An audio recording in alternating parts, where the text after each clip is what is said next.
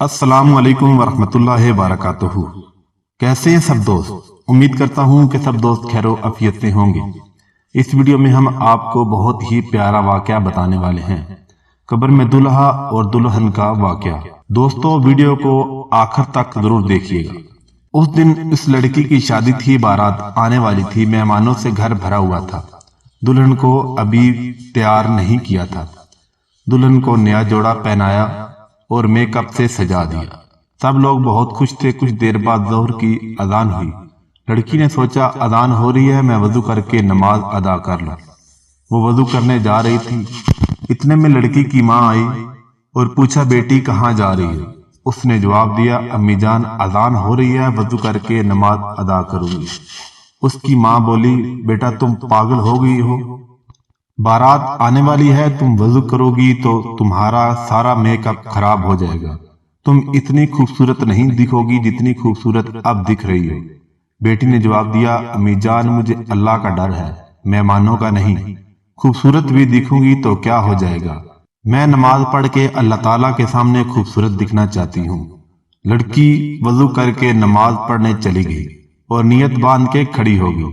جیسے ہی لڑکی سجدے میں گئی تو پھر وہ اٹھ نہ سکی۔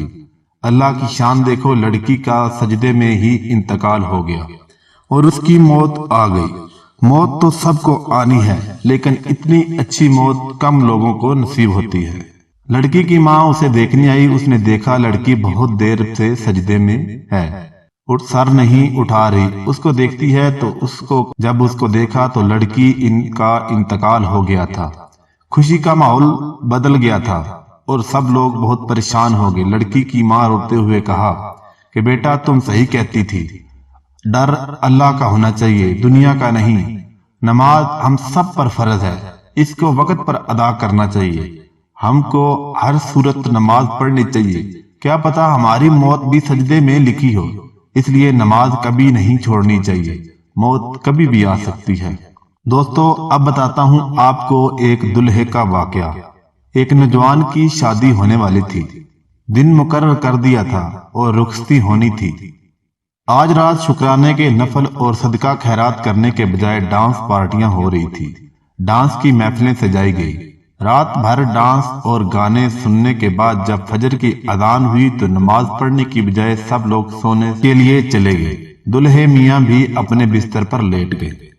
رات بھر تھکن کی وجہ سے اسے گہری نیند آ گئی۔ ماں نے دن کے 12 بجے کسی کو اپنے بیٹے کے کمرے میں بھیجا کہ میرے لال کو اٹھا دو، آج میرے لال کی دلہن بھی گھر آ جائے گی۔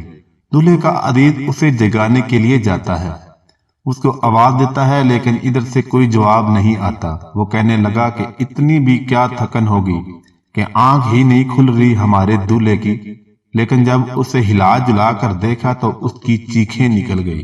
سب لوگ حیران ہو گئے یہ تو ہمیشہ کے لیے سو گیا ہے۔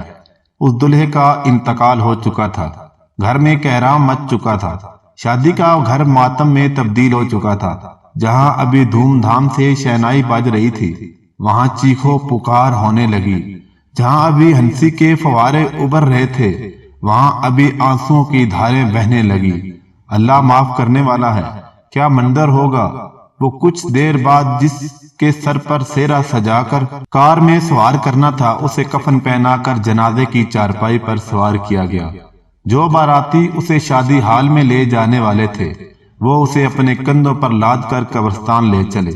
دلہا روشنی سے نکل کر اندھیری قبر کی طرف جا رہا تھا۔